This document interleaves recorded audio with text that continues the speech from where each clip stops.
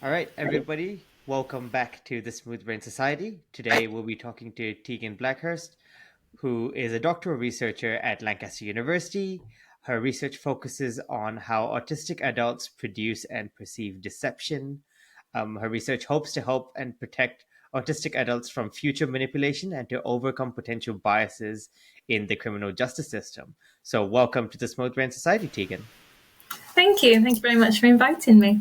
For those who are new, we have always have a co-host on. Beth is back on as our co-host this time. So Beth, thank you for coming back.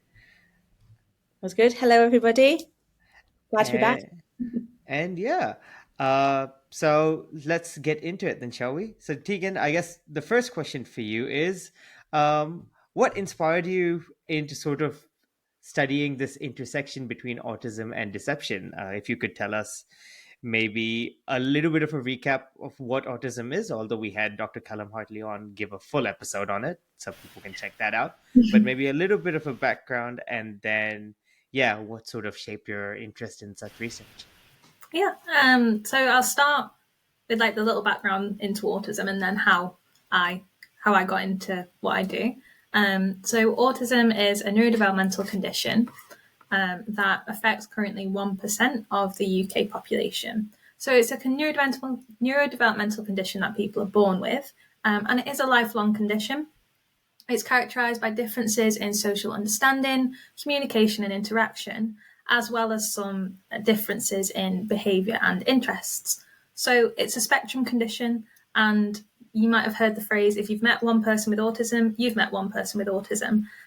There are characteristics that are common across the spectrum, but each person experiences characteristics to a different intensity and a different degree. For example, some autistic adults may have high intellectual ability and no difficulties with speech or language, whereas other autistic adults at the other end of the spectrum may have difficulties with language and intellectual abilities. I work with autistic adults, and I'm very happy to be working in this field because, as I mentioned, autism is a lifelong condition, but research kind of tails off after autistic people turn 18. And as we age and we go into adulthood, our personal relationships become much more complex. Our interactions become more complex. And we still see that autistic adults have difficulties with social communication interaction past the age of 18. So as we age, we need to learn how to detect deception, how to tell lies, because although people tell you lying is wrong, it's also a social lubricant. Imagine a world where no one could tell a lie. Imagine how terrifying that would be. We'd all have no friends. We would have no friends left by the end of the week, because white lies are just something that we all have to engage in, we all have to tell to allow us just to ease social relationships and interactions. So that's just a little bit about autism in adulthood and why I focus there. What inspired me to look at the intersection between autism and deception? I've always been interested in forensic psychology, and I blame my mum because she brought me up watching Criminal Minds and every criminal show under the sun. And that led me to do a master's at Manchester in forensic psychology and mental health. And during my master's degree, we had a lecture on autism and the criminal justice system. And it was a very short lecture because, unfortunately, there's just not a lot out there. It seemed to be a large hole that people just weren't working in at that time. So after the lecture, I started to think about why this may be and what research is needed. And I conducted my master's dissertation on the perception of autistic defendants by non-autistic jurors. After this, I realised that this really was a passionate area of mine, and I knew I wanted to complete a PhD in this area. But I wanted to work more collaboratively with autistic adults and actually conduct a project which aligned with the community's interests and needs. So I returned to what I call home, Lancaster University, contacted my supervisors, and put together this project which focuses on all stages of deceptive communication, right from sort of when do I lie, why do I lie, all the way to how do I know if someone's lying to me. And a lot of the factors which influence our ability to lie also influence our ability to detect deception. So things like theory of mind, which is our ability to take the perspective of another person, executive functioning, so information processing, memory, metacognitive awareness. These are all really crucial factors in this deceptive communication process. But we know that some autistic adults experience differences and difficulties with some social cognitive factors. So I wanted to test whether autistic adults do experience these difficulties, to what extent. They may not. They may be able to detect deception at the same rate as non-autistic adults. We don't know, and nobody was looking at this at the time. And if autistic adults couldn't tell lies at the same rate as non-autistic adults, or couldn't detect when they were being lied to, obviously this opens up the questions of manipulation and victimization. So we wanted to create a project that would potentially maybe one day help protect the future interests of autistic adults in deceptive communications, both being able to lie and knowing when they're being lied to.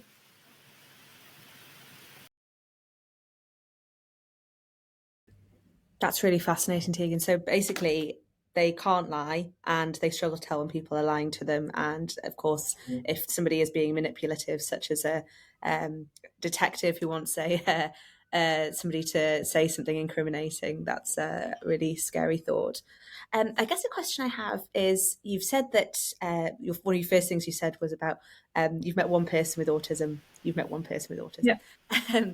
So how, because there seems to be so much variations, how do you apply this across different people with autism in different ways? Can you maybe have different subtypes, or can some people lie who have autism, or some people be able to be deceptive? How do you kind of deal with that aspect? So it's interesting that you say can't lie. That is a big myth. So autistic people can lie, and can lie just as well as non-autistic people. Obviously, there's variation in ability to lie across all populations, neurodiverse and non-autistic. So there are differences in ability to lie regardless of neurodiversity.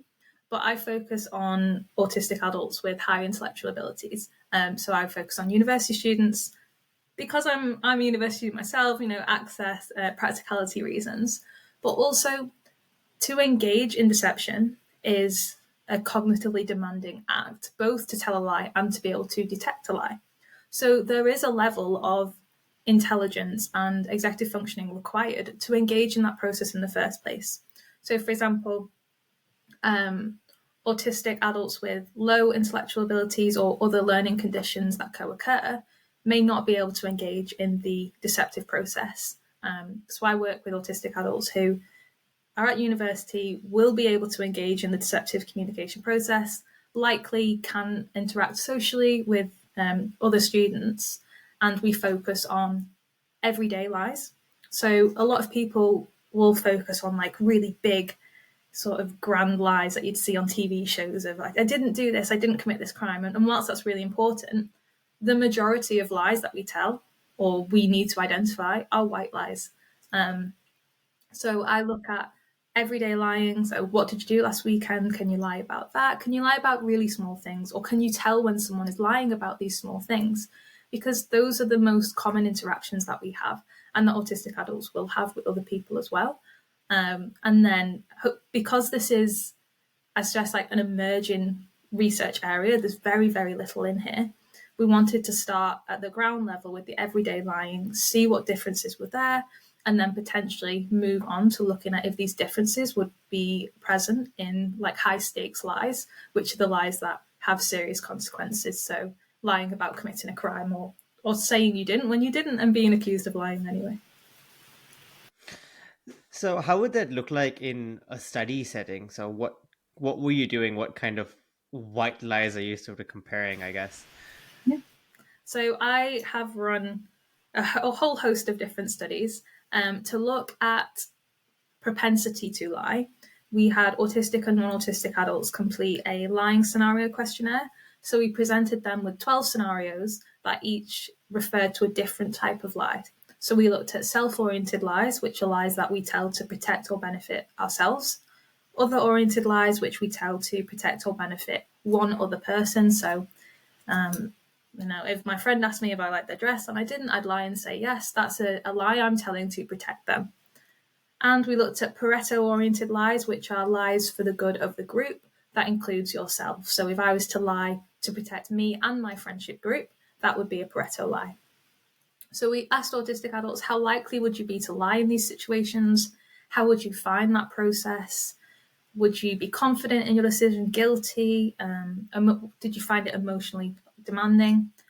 And we found that actually autistic and non-autistic adults would tell lies to a similar degree for self and other oriented lies.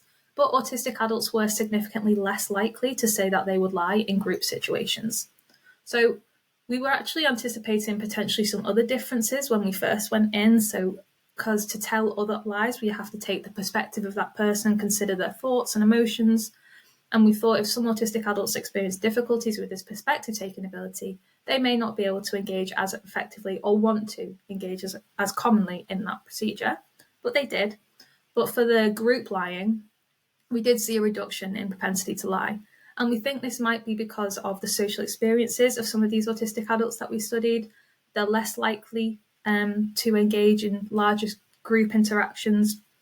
It's known from research that autistic children spend more time alone, so they have less experience interacting with larger groups.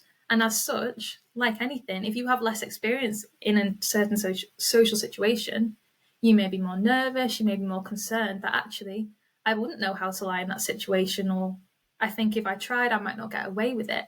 So autistic adults said they'd be less likely to try and lie in these situations, and we think it might be related, potentially to social experience, or the fact that you have to take the perspective of many different people in a group situation, not just the one. So that potentially also may be an influencing factor there. So yeah, we looked at the questionnaire for that, for looking at the deceptive behaviour and detecting deception. We created videos of autistic and non-autistic adults lying and telling the truth about what they did last weekend.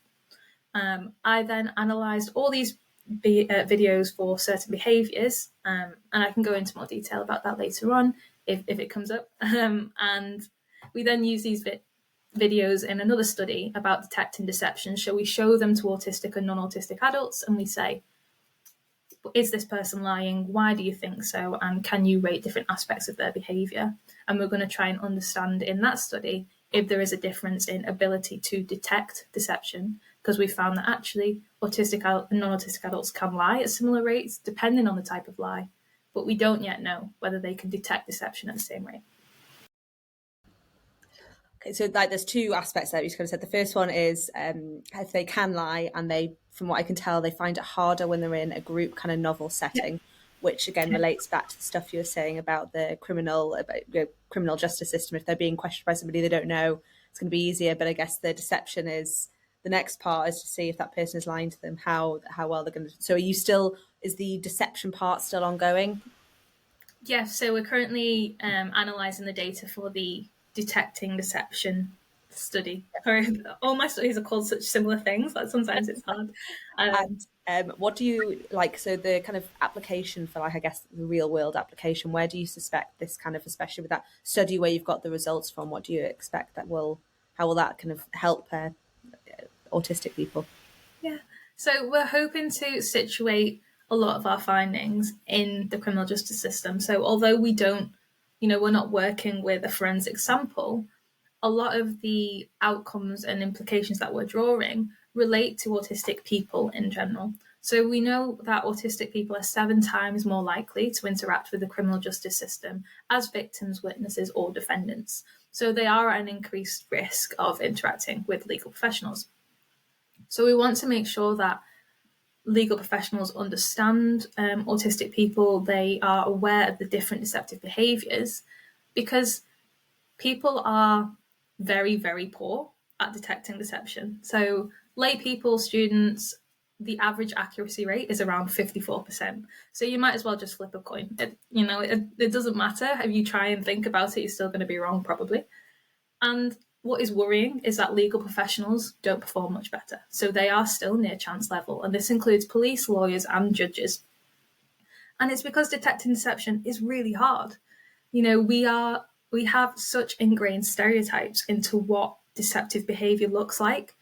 I'm sure, if we did a poll, if we asked anyone on the street, what do you think deceptive behaviour looks like?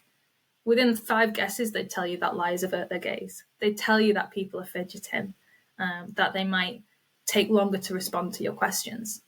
But if we look at this list of stereotypical deceptive behaviours and we look at the list of natural characteristics of autism, there is a large overlap. And that is sort of a driving force for one of the big papers that we're currently working on, which is looking at what is deceptive behaviour versus what is natural characteristics of autism.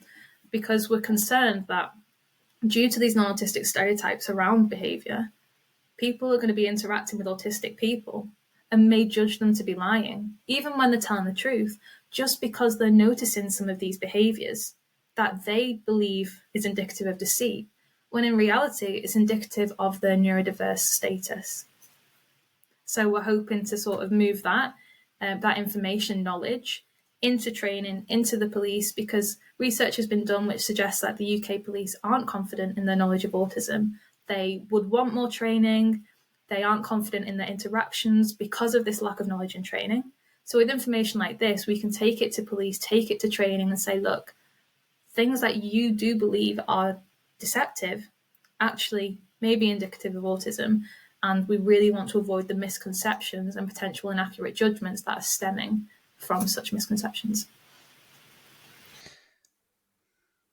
Are there any sort of, so you mentioned a few sort of things in deception which kind of overlap pretty well with characteristics of autism. Are there certain other ones which you guys know of which might not be as related? Might not have as much of an overlap, which I guess you would ask, I don't know, like police and so on to focus on then in that case? So with asking police to focus on behaviours, at least this may just be my opinion personally, but I think we really need to avoid telling people what to look for and instead tell them what not to focus on. So we know that the majority of veracity decisions, and veracity being whether or not they think someone's lying or telling the truth, are flawed. A, because people are inherently truth biased. We naturally believe that people are telling us the truth. And B, because people are focusing on the wrong behaviours. So there was a study that asked the police, what behaviours do you think are suspicious? And they said things like averted eye gaze, fidgeting, difference in language.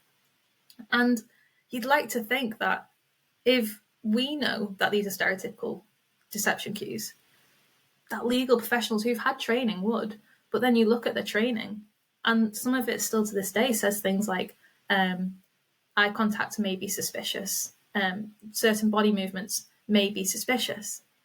And it's barreling towards a misunderstanding and increases the danger really for autistic adults to be misconstrued in the criminal justice system. So I'd say instead of telling people what to look for, we need to tell them what to stop looking at.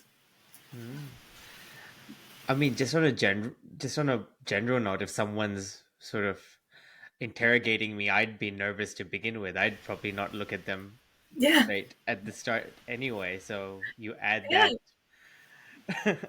Exactly. We do these behaviours, and people put a lot of stock into behaviours when actually they're not, they don't mean anything for some people. It's just people have natural differences in eye contact. So a defining characteristic of autism is differences in eye contact.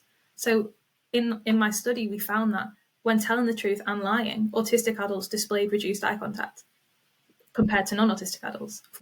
It's a natural characteristic of their condition. But just because of all those stereotypes that we see around it, it does become really dangerous when people don't know. I was just going to very quickly just clarify in like a couple of sentences what you're saying is, so basically people in general, for let's say neurotypical people, can only about 50% of the time tell when somebody is being deceptive, because those normal traits are actually not necessarily meaning deception. But those which we assume is deception, so like the avoiding of eye contact, those that are kind of linked with people who have autism, means that they're more likely to be assumed that they're being deceptive. And so you never kind of, do you view it from the opposite end of the kind of spectrum, I guess, where the police who might be deceptive, and because the people who have autism might not be able to pick up on that deception? So is it kind of viewing it from both sides, like there's almost bias from both sides? Is that fair to say? Yeah, that's a great question. Thank you. So we do look at it from both ends. So the production of deception and detection of deception. So I am testing a theoretical framework called the Brunswick Lens model, and applying this to the autistic population. So the Brunswick Lens model of deception is a 4-stage theory, and it says that in stage 1, the person chooses to lie or tell the truth. In stage 2, they then display certain behaviours, deceptive behaviours if they're lying, honest behaviours if they're not. Stage 3, a person then perceives those behaviours, and stage 4, they use that information about the cues and other information to make the veracity decision. So you can split it into 2 sections. So stage 1 and 2 is production of deception, and stage 3 and 4 is detection of deception, the veracity decision. So we are looking at how autistic adults, when they lie, how they lie, and there are differences in each stage, potential differences in each stage of the model that people just haven't looked at yet. There's very, very little research in this field, and this field being autism and deception, but also in deception more generally. That stage 3, the perception of deception cues, a lot of people overlook it. They just go, okay, people lie and people make the decision. But that middle bit of how people perceive behaviours, to me, is a really important aspect. And there are differences that I think we'll find there in relation to how autistic people perceive behaviours. So it's known that autistic children do not spontaneously orientate towards social stimuli in the same way that non-autistic children do. For example, they assign less social reward to eye gaze. Now, non-autistic children and adults do orientate spontaneously, innately to social stimuli, including faces and eye contact. We understand a lot of our social information does come from eye gaze. But autistic adults do not experience this in the same way. So they may not perceive this behaviour in the same way. In relation to something that we call social camouflaging, this is when autistic adults try to hide or alter aspects of their autistic behaviour and personality to assimilate to non-autistic adults around them and present themselves as non-autistic. So it's called social camouflaging or masking. And it's a very effortful process that requires a lot of internal energy. So, for example, in a social interaction, if an autistic person is focusing so much energy on maintaining their mask, they will have less potential energy to focus their behaviour externally on what the person is doing, how they're behaving, because they're focusing on maintaining the mask themselves. So with that difference in energy and attention, this may influence how they perceive the behaviour from the other person. So in relation to things like the perception of cues, autistic people may perceive these behaviours differently. They may not see them in the same way that non-autistic people do, which may influence then the decision that they make with those behaviours. And we also don't know whether currently autistic adults harbour the same stereotypes that non-autistic adults do. So there's been lots of studies done that have found that when non-autistic adults see averted eye gaze, they're more likely to say that this person is lying. These studies haven't been conducted yet with autistic adults. We are conducting one currently, and we are actually noticing similarities in the way that autistic adults perceive cues. So in the study that we're analysing at the minute, both autistic and non-autistic adults perceive averted eye gaze to be more deceptive and longer responses to be indicative of honesty. So although we don't know for sure yet how if autistic adults do perceive behaviours in the same way, because we can't say anything for sure from one study, my sort of study is the first sort of evidence to suggest that actually stage 3 they may be perceiving deceptive cues in the same way. Okay. Sorry. So this raises an interesting point if I understood it correctly. So you're saying that both autistic and non-autistic individuals sort of can perceive the lack of eye gaze, for example, as the same way as deception. Does that mean that autistic individuals might find other autistic individuals as more deceptive than non-autistic individuals then? So it's really interesting because we went into this study anticipating that due to the presence of averted eye gaze in the autistic videos, that autistic speakers would be judged to be more deceptive than non-autistic speakers. We didn't find this, so we know there are differences in the presentation of the behaviours between autistic and non-autistic adults, but we're not finding a difference in allocation of deception. So people are saying, I can notice differences in behaviour, but whether or not the person is autistic or non-autistic doesn't seem to be influencing their veracity decision. And the reason we think this is because people are really, really, no, they're just bad at deception detection, and it arguably doesn't matter what that person is doing unless they're saying, hello, I'm lying to you. It doesn't matter, behaviours, inconsistencies in speech. It has to be very obvious before people start to really consciously engage in a veracity decision making. So although it was unexpected, it is actually a positive finding that autistic adults in my study are not being judged to be more deceptive than non-autistic adults.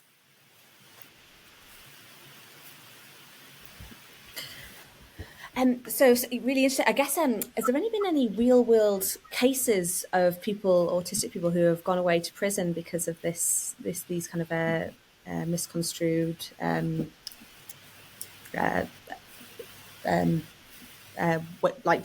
people just misconstruing their actions? Yeah. So I'm not aware of any cases that have been publicised, but there is definitely anecdotal evidence from members of the autistic community, not necessarily where they've gone and been, gone to prison, but definitely in terms of like street policing and misconceptions in first interactions. So unfortunately, sometimes if autistic adults are, for example, experiencing a meltdown, or they are displaying certain characteristics that the police don't understand, there is the risk that they will perceive some of these behaviours as dangerous, as indicative that they may be resisting arrest, and it can escalate these situations. So, as I say, it's anecdotal, it's not recorded documents on this, but the autistic community have, members of this have said that they have been, they felt like they've been misjudged or misunderstood by members of the police.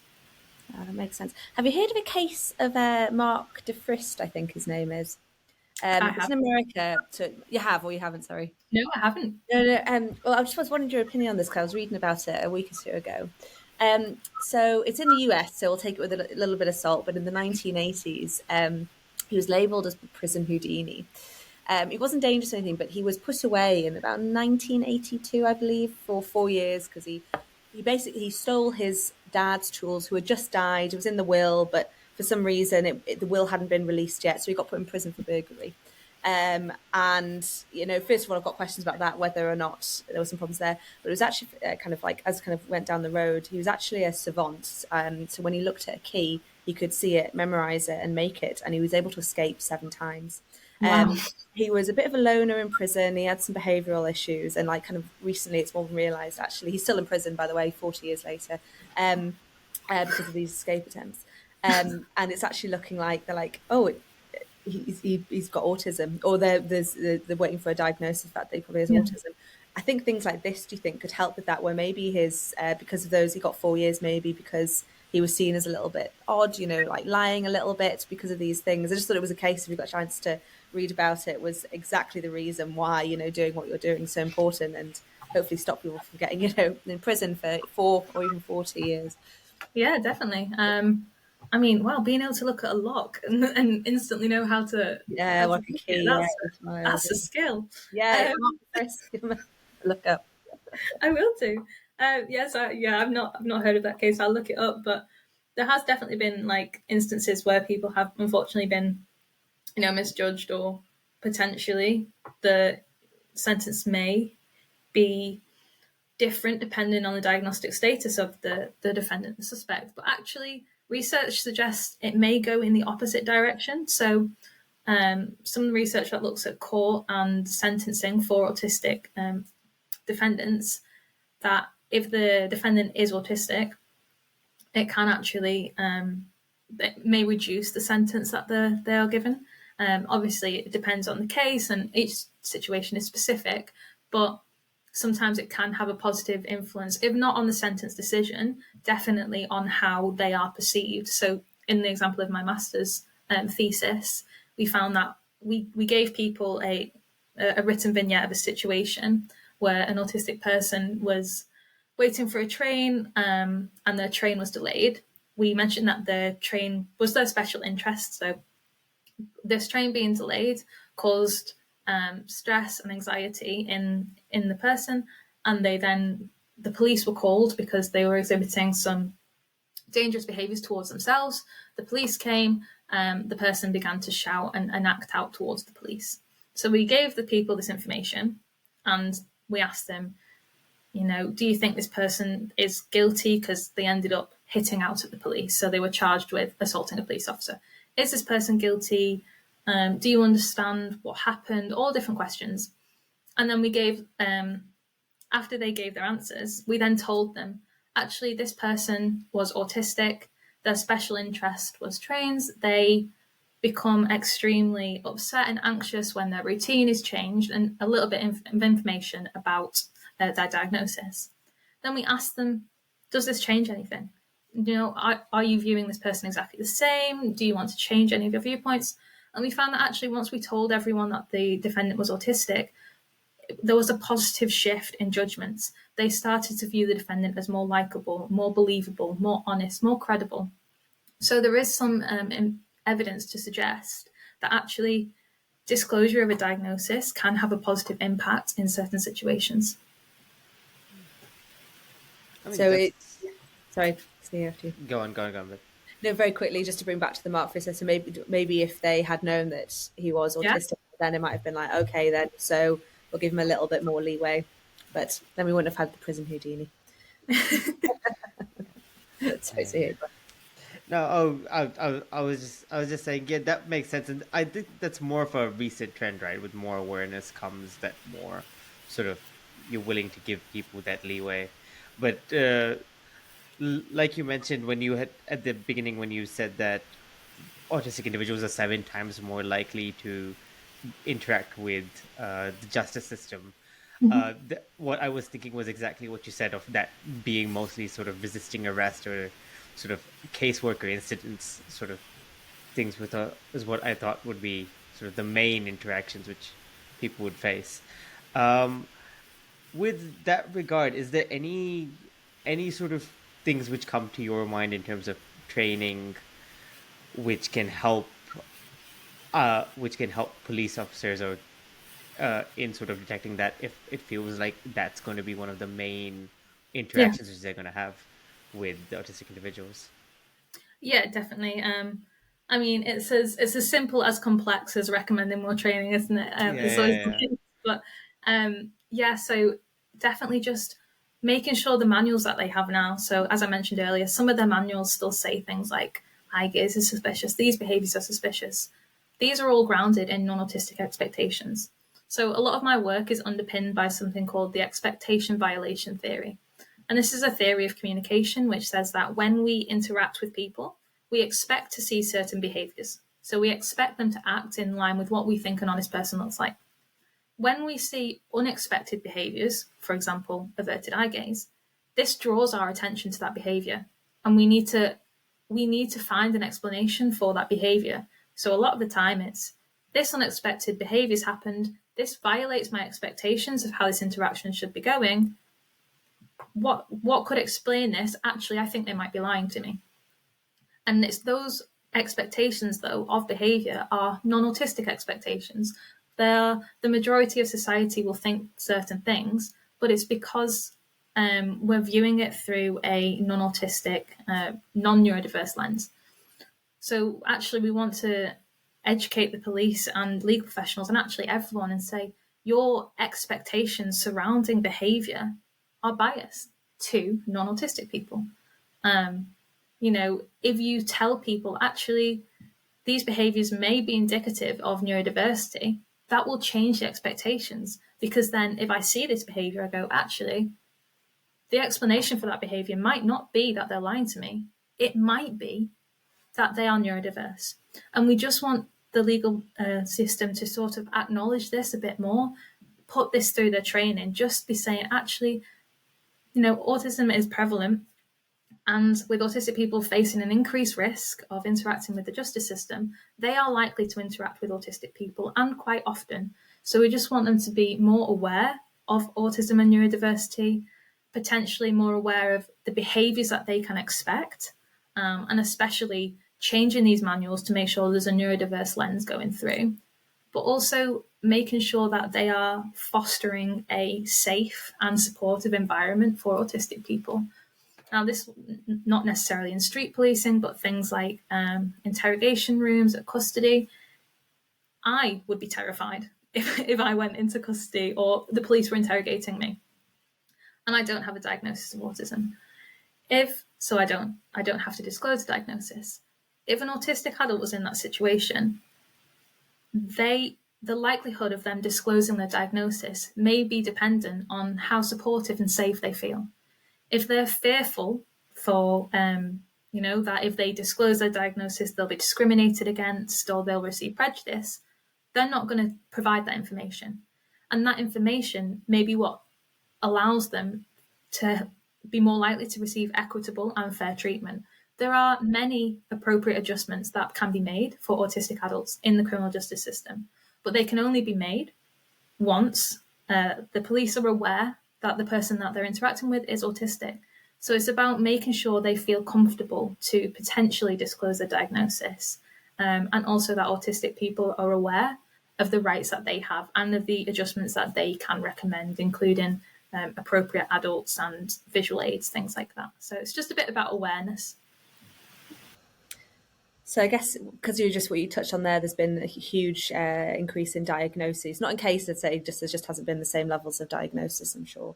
But do you think maybe one way of tackling this, which you kind of alluded to, was maybe workshops ran by people who are neurodivergent? Is that something that would, ameliorate this? I did a research and inclusion in a diversity and inclusion and research workshop last week, and there was a woman there who has her own company where they will go in and they will teach the research group or your company more about neurodivergencies. So maybe do you think that would be a good answer? Or yeah, definitely. So there's a common phrase in the autistic community which is nothing about us without us, and it's just about collaborative work, and definitely if with all the findings that we find from this project, I am hoping to potentially, because I'm collaborating with the charity Autistica, we would love to try and create policy briefings and take this to the justice system, to the government.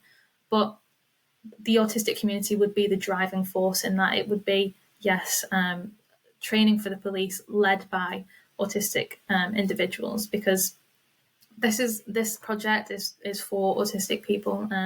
I'd never want to speak on behalf of or take away from the opportunities that autistic people can have to talk about autism to the police, and just make sure that we're doing all that we can to advance understanding. And also, autistic people will be able to tell the police, obviously, about their own lived experiences, and things that researchers that aren't autistic just won't be able to ever fully understand, and I would never claim to. So it's definitely, I want the autistic voice to be at the centre of my project now and moving forward. That's great. So basically, so it's important to have a diverse workforce as well, basically, isn't it, what you're saying? Definitely. I think more neurodivergent hires, especially within the police force and the legal system, would help that as well. Yeah, definitely would. And I think we are going there. I went to a conference the other week and they were talking about specifically hiring neurodiverse people for certain skill sets, which is absolutely fantastic. But yeah, there's still a long way to go. I mean, if you had the Houdini on your side. Yes. I'm sure he'd open lots of doors for people, but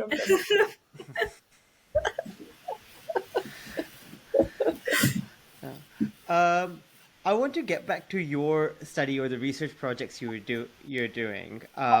We of course spoke about one in detail, and then you said we touched upon the videos which you had recorded. Can you talk us through a little bit more of it, like what what you're trying to do, what that experiment or that research is Yeah. about? Yeah. So we had this was the like backbone to my PhD. So I was in the lab for a very long time. We had 137 in the end. So we had autistic and non-autistic adults come into the lab, and I recorded them lying and telling the truth about what they did last weekend in like an interview setup. So they were interviewed by a confederate. And after this, I then exported all the data, put it through a behavioral coding software, and I coded nonverbal and paraverbal behaviors. So the nonverbal behaviors that I looked at were eye gaze. So I recorded every eye movement made in terms of when they looked directly at the interviewer, away from the interviewer, or at the camera.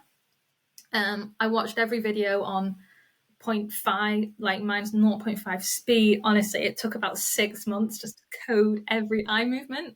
I'm never going to look at eye gaze the same way ever again. Like, even in conversations now, I'm just attuned to eye gaze. So I did that.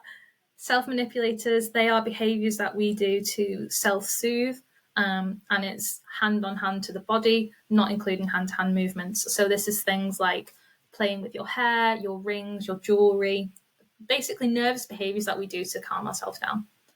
And iconic illustrators, which are hand gestures that supplement verbal content. So it's actually really interesting doing it on a podcast, because I'm going to have to properly explain it.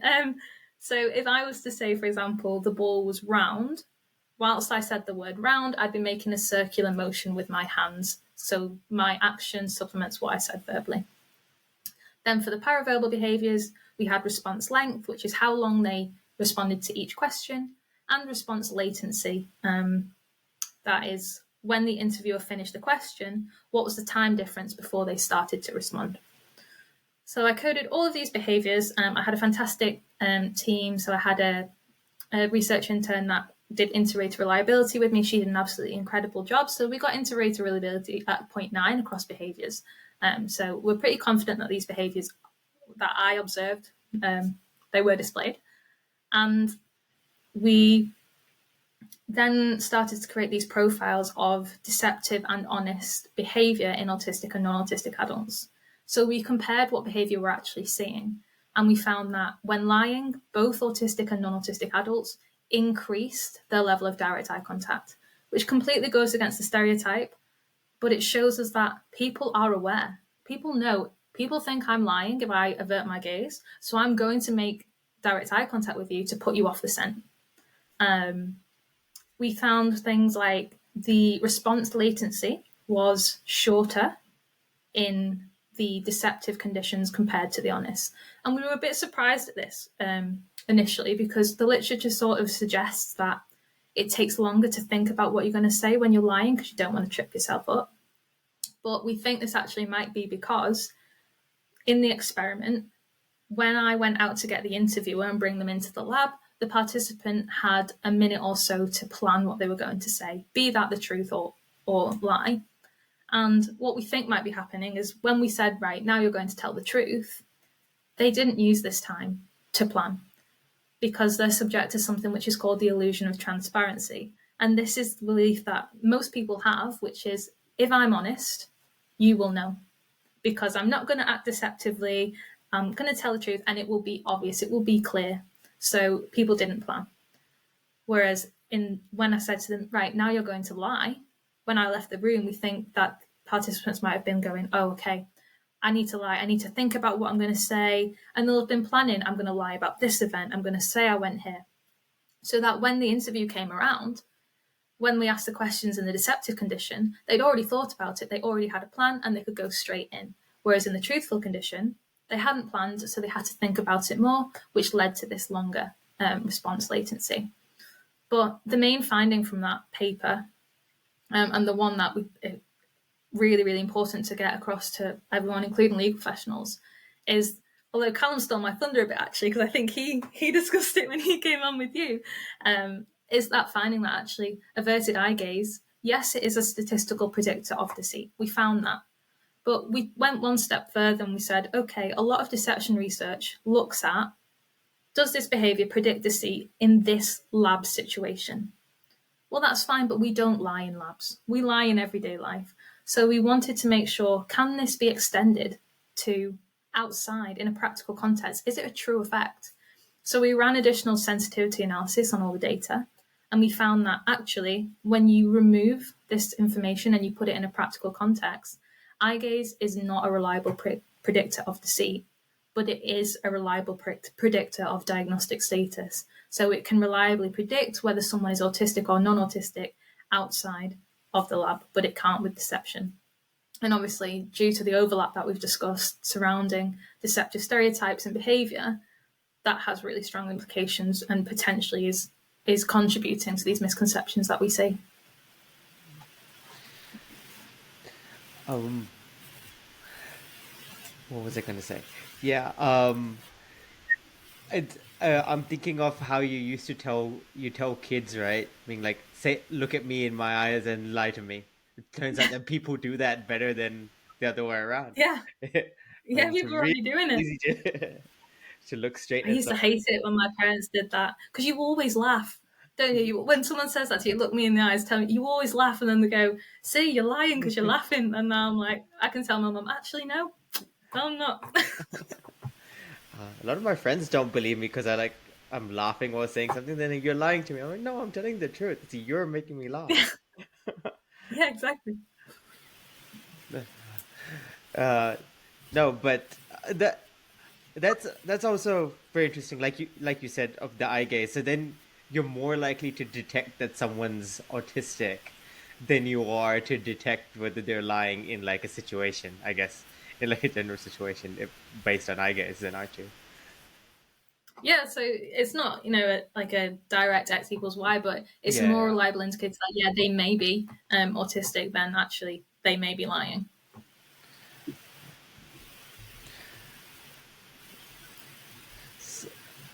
So so that was like the main finding of this study. What were some of the other sort of like key findings that you'd say to take from it? From that study, Yeah. so you had things like self-manipulators and iconic illustrators that I mentioned. There is a lot of contrasting evidence throughout the... Sorry, that'll be going on. There's a lot of contrasting evidence as to whether people increase these behaviours, decrease these behaviours, and this evidence base has been 30, 40 years in the making. But no one's looked at this in autistic populations. So we're finding actually that things like iconic illustrators, self-manipulators, response length, things that people used to think were important in deception detection, they're not. That people are not behaving in predictable ways. So this obsession that people tend to have with behavior when people are lying, there's no evidence base. And I find it so interesting that 30, 40 years of evidence which says, no, don't look at these behaviors. People still do. They're cross-cultural, cross-generational, cross-education, cross everything. These behaviors and stereotypes just keep going, keep going, keep going. And I find it so interesting that researchers are saying, hang on, please, no. And people just, they just keep thinking it. So maybe we'll have to try and find a way. I don't know how we can find a way to sort of break the stereotypes, but we're going to try. We'll keep trying. So yeah, just contributing to that field and saying, yeah, behaviors, don't just bank on them. I mean, I guess any police investigative TV show needs to have these kind of cues, right? Because if they don't, then it's just like, oh, this is boring. Can you tell by the eye gaze? No, you can't. Can you tell by the way they touch them? No, nothing. True, yeah. It's not as entertaining. Yeah. What would you say are some of the biggest stereotypes people have about people with autism? So as I mentioned, the myth that autistic people can't lie. Autistic people can lie, and they can lie for similar amounts, similar reasons. And I find that one a really interesting sort of myth because it relates to rule following and social sort of interaction and just the brutal honesty that it's almost it has come from media representations of autistic people. You see people like, I don't think they ever stated that he was autistic, but Sheldon Cooper, there's large inferences that he is neurodiverse. People, I don't know the name, the Good Doctor, the autistic Good Doctor, both of these are very strong male characters that are very direct, very to the point, brutally honest, and defend people. And when people don't learn about autism in schools, or through if they don't have family connections or friends, this for some people is the first sort of information that they are given about autistic people. And a lot of it is very stereotypical. Just those two I mentioned there are some others. We don't see often lead autistic females, people of colour. There are gaping holes in the media representation of autism that just leads people to think autistic people are white men who are very, very clever, who are rude, and it's completely stereotypical. So I do think the media's playing a large part of that. Some of them are getting a lot better. There's some good representations now, like Atypical on Netflix. I've heard the autistic community quite like that one, and some other ones as well. But yeah, that myth around not being able to lie, and like the cold nature, it just doesn't reflect actually the vibrant nature of the autistic community, and it does definitely underplay their abilities too.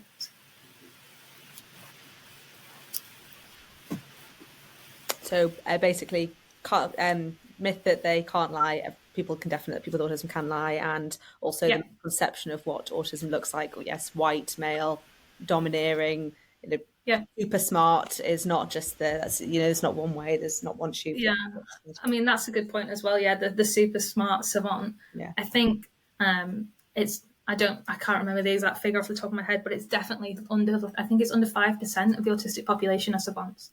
There are a lot more autistic people with low intellectual abilities and co-occurring learning conditions than savants. So why do we only see, the extremely smart, extremely intelligent characters when actually some autistic people really do struggle with their intellectual abilities and potentially, aspects of everyday life. They're not going to, some autistic people won't be neurosurgeons, they won't be doctors. So there is a disconnect between what we see on the screen and the stereotypes as to actually what a large proportion of the autistic community experience in day-to-day life. So yeah, definitely the savant, that everyone is a savant, is a myth too. We need to speak to Hollywood about this and tell them to. I know, yeah. I should create a program, shouldn't I? Become a consultant on the next show. Yeah, but as you mentioned, I don't think many people would watch it here, would they? If it's can't do this, can't do that. It's a bit too, yeah. If it's a bit too real, it becomes boring, doesn't it? I don't like it as much. No. Yeah.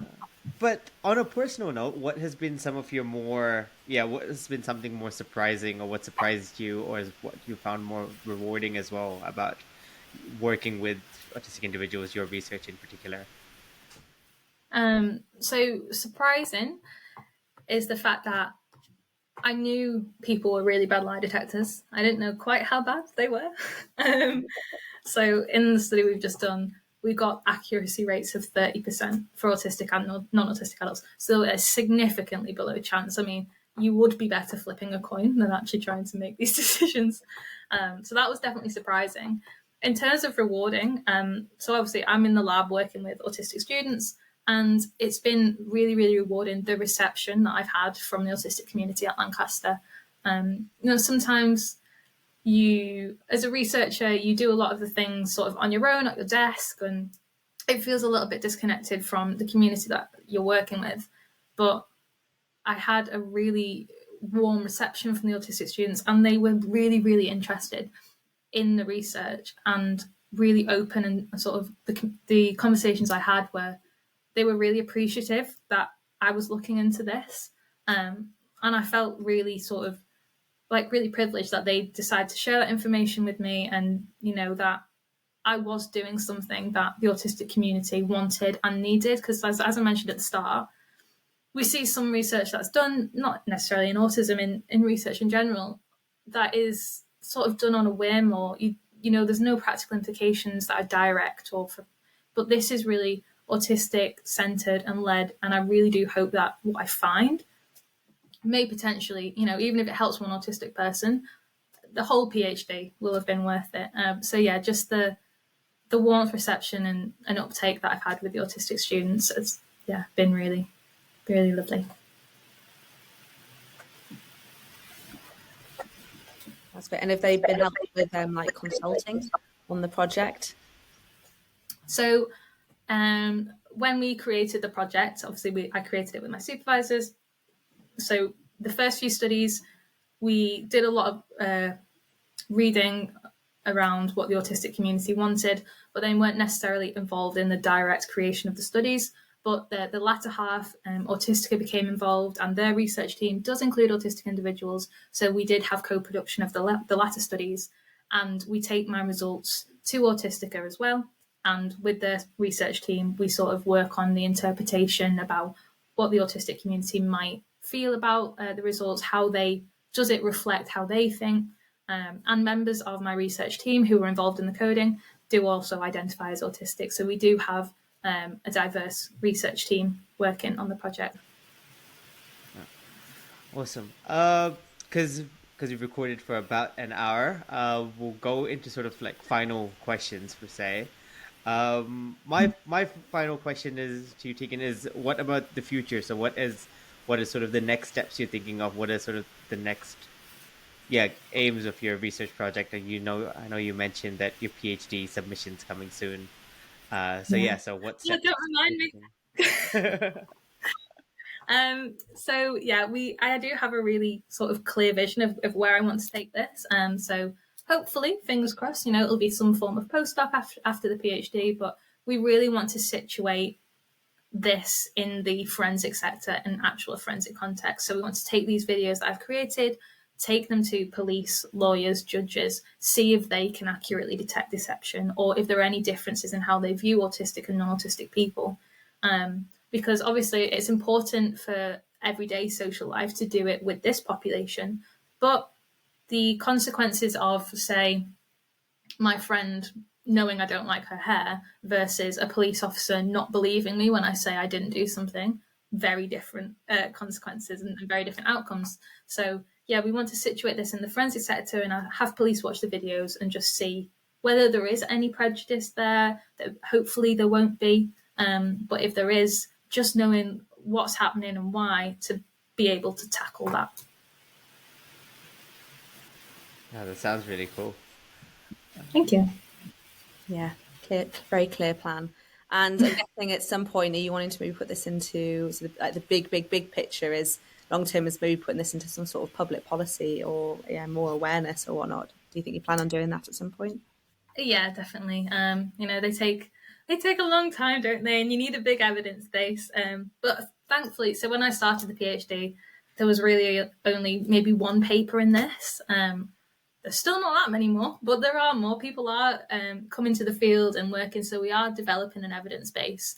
But yeah, hopefully with what we find in the PhD and potentially a postdoc in the forensic sector, working with Autistica, with autism charities to create a public policy briefing and get this through government and the justice system to try and make that much needed change that we want, the autistic community want, but also that legal professionals, they express a want and a need for it too. So it's something that everyone needs and wants. So yeah, hopefully one day that's the aim. Hopefully you get there. Beth, any final questions from you? No, that was my last question. That was great. Thank you. Awesome. Well, Tiegan, there's another question which we ask everybody who comes on, and that is if you had one piece of advice for all our listeners from your experience, what would it be? Oh my gosh, that's a very broad question. As in like general life advice? Like, yeah. What would I say? I'd say this might be a bit of a cliche answer, but I'd say focus on finding the little tiny bits of joy that we can in sort of every day. We turn the news on and there's a lot of problems and negative news in the world, but there are little bits of joy, I think, that you can find every day. My partner sometimes says I'm like a child, like I'll get excited if a dog walks past or, something really small, but I just think, why not? We often wait for holidays or big events for joy, and it's there every day if we look for it. So yeah, I'd say just focusing on remembering the joy in the little things. Awesome. I think that's really nice advice. Yeah, we should find a little bit of joy. Yeah. Well, there you go. After the podcast, guys, go and find a bit of joy today.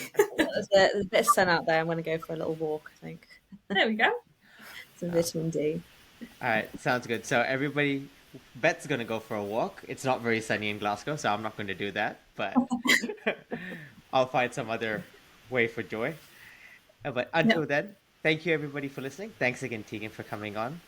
Thanks. No, thank you for the invite. Thanks, Beth, for co-hosting. Thank you everybody for listening. And until next time, take care. Goodbye. Take care. Bye. Thank you. Bye.